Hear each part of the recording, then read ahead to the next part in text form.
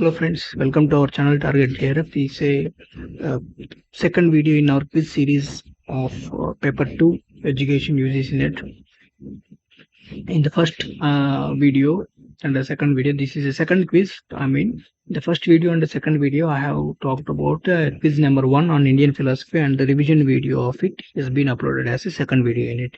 So you can just watch that in our YouTube channel.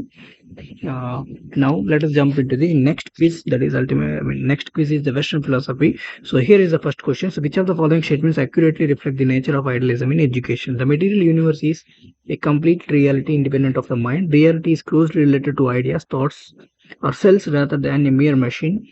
Truth is governed by the consistent theory where a judgment is valid in it, aligned with other accepted truths. The spiritual world is transitory while the material world is immortal. So among these, which is the right answer? So if you have marked it as option 2, it is the right answer. So reality is closely related to the ideas. Ideas is the major thing here, and the truth is governed by the consistent theory. Means a truth is ultimate here in the idealism. So ideal. So the truth should be the truth. And it also talks about a few of the keywords to remember in idealism. So what the words? Mind over matter. The words like mind over matter, spiritual reality, truth, beauty, and goodness. Emphasizes this idealism is emphasized by truth, beauty, and goodness. And truth types of idealisms are subjective idealism, objective idealism, and platonic idealism. These are important types of idealisms are these. Subjective idealism is given by Berkeley, and objective idealism is given by Hegel. So Berkeley, the subjective idealism rejects an independent material world, and whereas the objective idealism, the world is a manifestation of absolute mind and consciousness. And Platonic idealism proposes the ideal forms are fundamental than the physical objects. That is Platonic idealism. And in education, the teacher, before going for the teacher, mind, morals, and character building. Mind, moral, and character building are the key things in idealism. And teacher acts as a facilitator. Teacher acts as a guide to tell the ultimate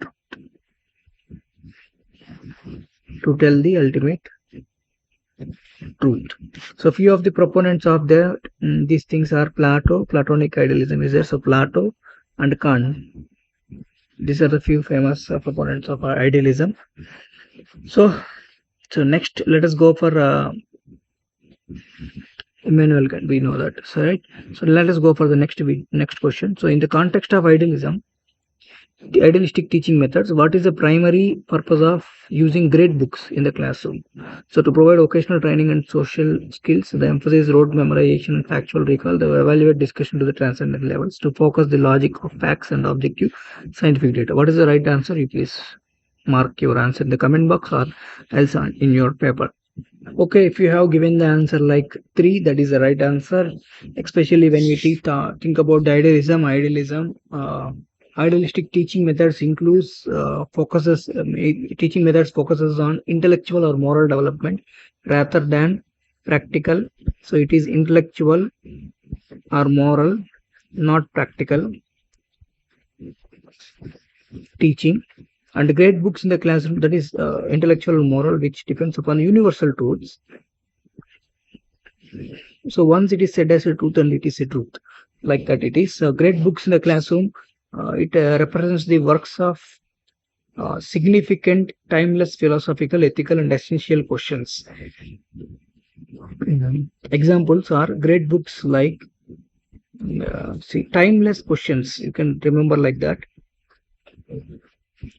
So timeless questions. Examples are Plato, Aristotle. So their books and all comes under this great books. In fact, if we talk specifically, Plato's Republic Charles Berkeley, 3 dialogues between Berkeley we already seen. George Berkeley's 3 dialogues between Hylas and Philonous are great books. Immanuel Kant's Critique of Pure Reason and Hegel's Phenomenology of Spirit and after The World as Will and Representation. These all are key books, three great books. So basically, the great books by great books by great books we mean the foundational texts that emphasize, transmit, and explore timeless absolute truths. So great books are the steps for exploring timeless absolute truths. So which again focuses on mind, spirit, and character. So one of the key item is Hegel's phenomenology of spirit is one of the key thing. Plato's Republic is also one of the key thing that we must be remembering in this context. Okay, let's go for the next question. Which of the following is not a principle of realism in education? So it is talking about the realism. Very easy. Emphasis on empirical evidence, integration of theoretical concept, and teaching acting as a primary disseminator of absolute spiritual information, preparation for professional success and real life situations. So the right answer is number 3 is not a principle of realism. So why it is not a principle of realism? So realism is talks about the realities based upon the empirical evidences. So empirical evidence is the key thing in realism, and also the direct observation is also one of the key thing in realism. It basically integrates theoretical concepts with practical things. So direct observable we mean by this is observable tangible facts, only the facts. In realism, the teacher's role acts as a guide to help students explore, understand the real world. So objective reality is also one of the key thing here. In general, so idealism focuses on spiritual and abstract knowledge. Pragmatism focuses on realism. I mean, just like a realism, it is also a practical approach, and the naturalism focuses on learning through nature. So in realism, it is about the practical, exploring the real world in a practical way. So the next one, if you go, so realism is criticized for potential reductionism in its view of knowledge. Assertion reason question. It prioritizes material reality and observable phenomena, potentially neglecting nuances of human experiences that can't be measured. So right answer will be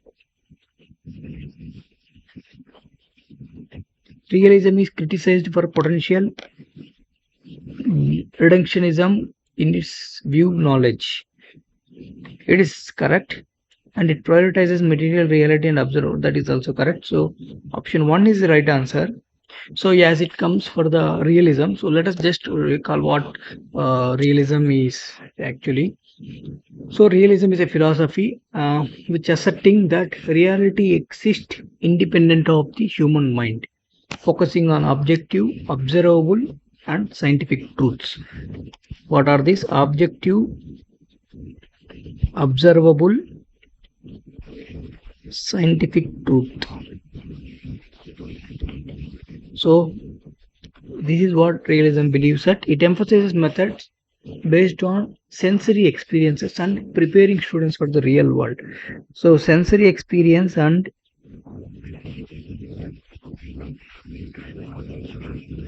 preparation for the real world is a major thing. And if you come for the key principles of realism, it is objective reality, scientific knowledge, sensory training, and utilitarian approach is also one of the things which we should not be forgetting.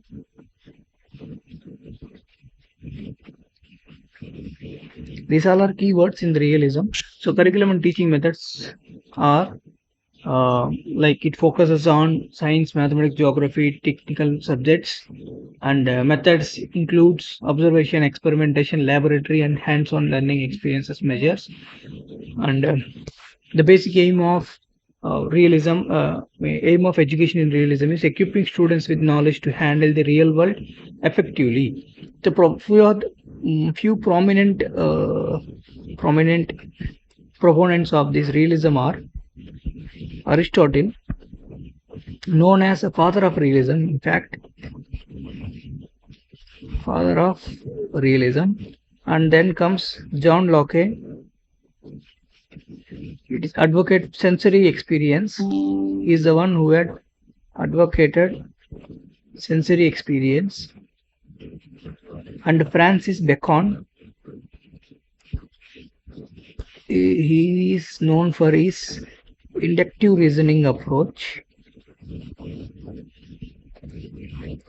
And John Pascal's focuses on objective lessons. So these few of the famous proponents are Aristotle, John Locke, Francis Bacon, John Pascal. So this is very brief about the realism. So let us go for the next question. So naturalism in education defines moral education as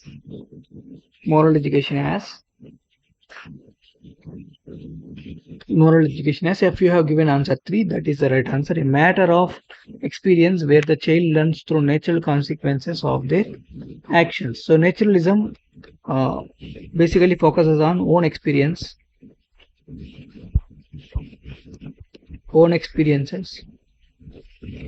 real life situations, and it also focuses on self-discipline.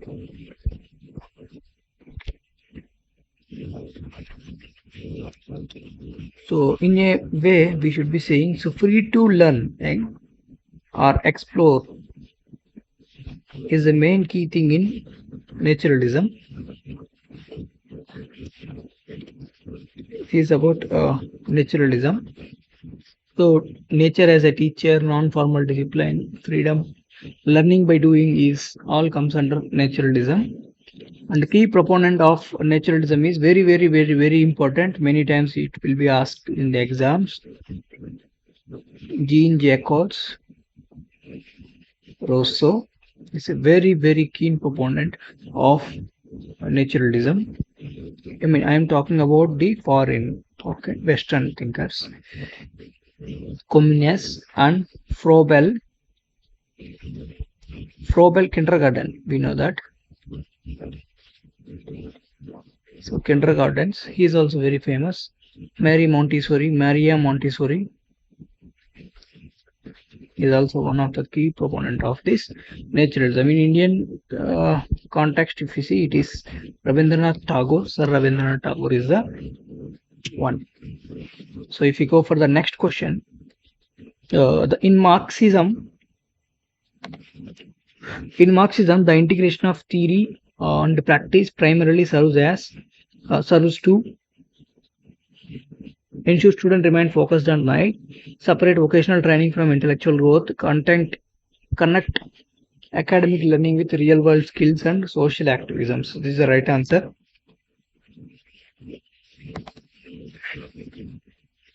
So Marxism focuses on societal transformation actually. So societal transformation is the key thing of Marxism, and social activism is also one of the key word that falls under this Marxism philosophies. And few of the key concepts in Marxist philosophy is dialectical materialism, We already seen in the last video, it is praxis is the word given by Karl Marx actually.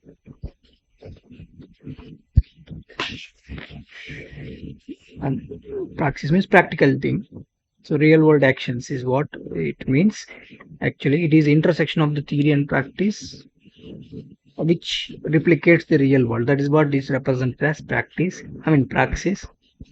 And social transformation is one of the key. This is one among the keywords which talks about the oppression and exploitation. Um, so these are the few things about Marxist philosophies. So these are the words that you should be remembering also. The next one is, which of the following are the primary aims of education according to Marxist school of thoughts? Preparation for the economic service to societal state, okay, socialistic state, okay, development of vocational skills for intellectual and economical, okay, promotion of individual aspiration over collective goals, fostering a critical understanding of capitalistic exploitation, promotion of individual aspiration over collective goals. So individual aspiration is not at all a uh, thing in Karl Marx philosophy. So 1, 2, 4 is the right answer. If this 1, 2, 4, so 1, 2, 4 is the right answer. So it talks about all societal. So it's a group every time. Social transformation is the main thing. Collective responsibilities. All these things are collective responsibilities. Is also collective responsibilities, collective growth. This is what Karl Marx talks all about, because it's about society. It's all about social and society, not individual.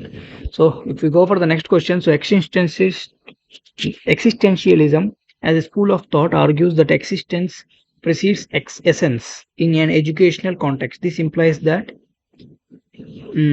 students are born with a fixed no. Individuals exist first and then defines. Absolutely correct. Is the right. Second is the right answer. Existentialism as a philosophy is basically focused on the idea of existence, individual existence. Existence precedes essence. Existence precedes essence is what existentialism basically talks about. People are free to choose and define their own meanings. Educational implications talks about the choices of one particular person's freedom is one more thing. It falls under it.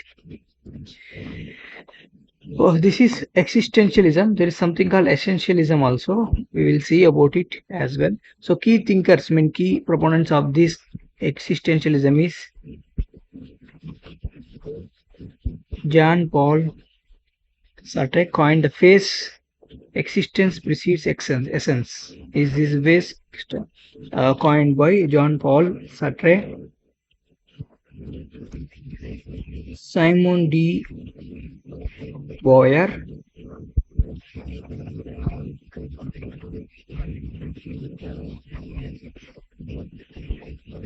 Friedrich Nietzsche are the few proponents of this existentialism. Student-centered learning is one of the key thing in it. And the next one is Marxism. Marxism promotes a critical education. So it encourages individuals to question existing social norms, power structures, and capitalistic hegemony. So both are right. Yes, Marxism also talks about a critical education. That is, critical philosophy is different. Critical education is little different.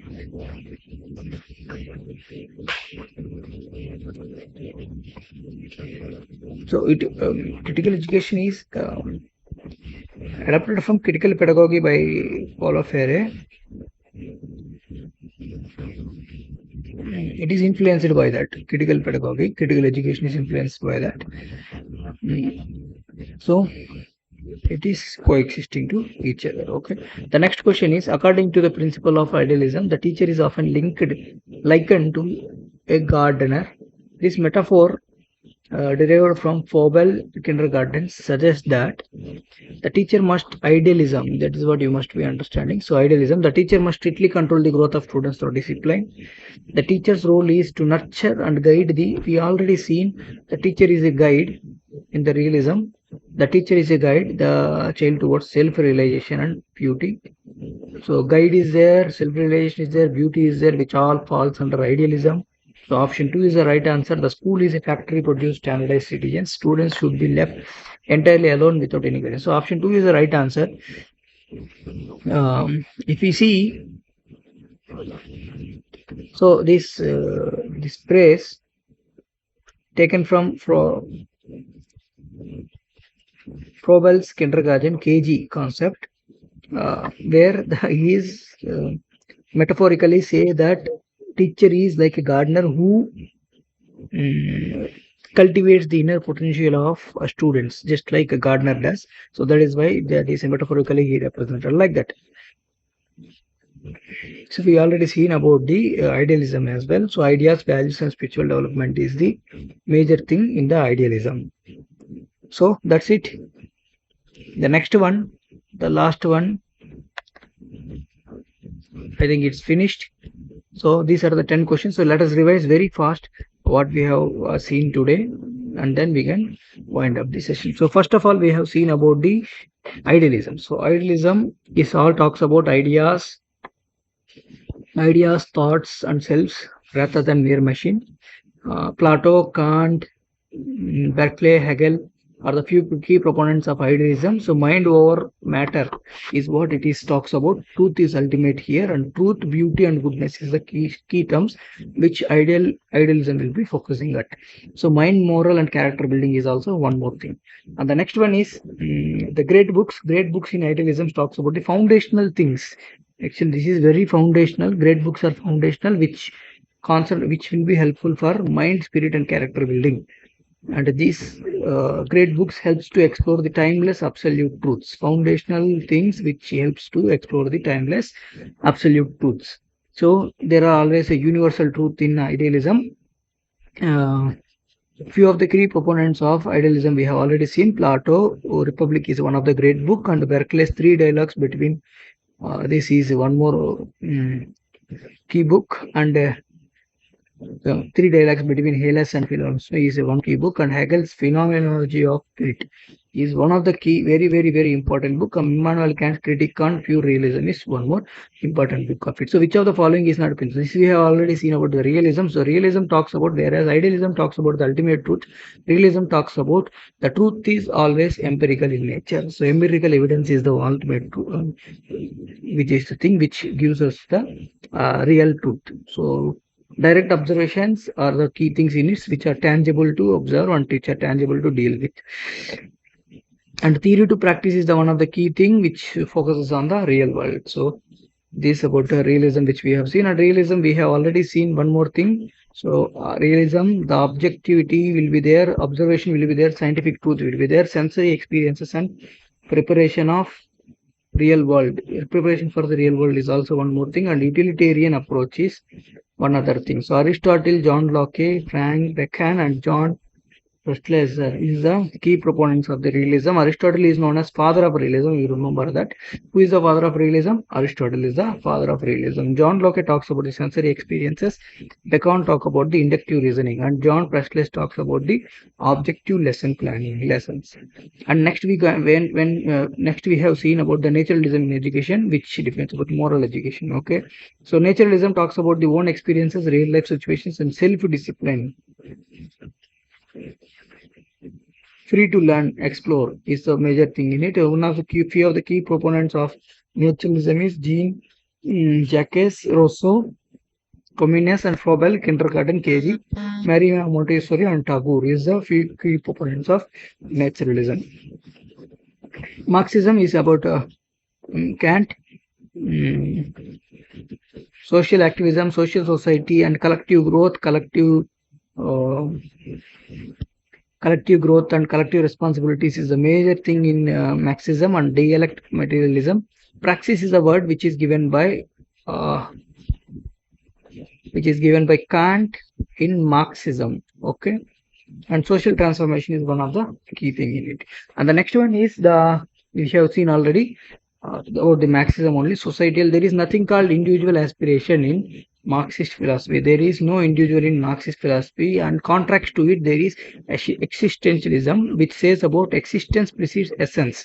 So if you are pursuing something, it means that you exist first. So that is why you are pursuing something. That is what existentialism talks about. Existence precedes essence is the word which is given by John Paul Sartre, and he is also one of the key proponent of the existentialism. Friedrich Nietzsche and Simone de Beauvoir, Barrow is one of the key proponent of existentialism. And the next one is Marxism promotes critical education. So yeah, critical education is also one of the key things which talks about the Marxism, which talks in the Marxism. And critical education has been derived from critical pedagogy by Paulo Freire. Is one more thing which we have seen. And the last one is idealism, talks about the idealism garden. So Froebel told about, mentioned, I mean, categorically as teacher as a gardener uh, who cultivates the innate potential of students. Teacher is a gardener who cultivates inner potential of students. That is why Froebel has mentioned in his KG concept teacher as a gardener, and idealism teacher is a guide, in fact.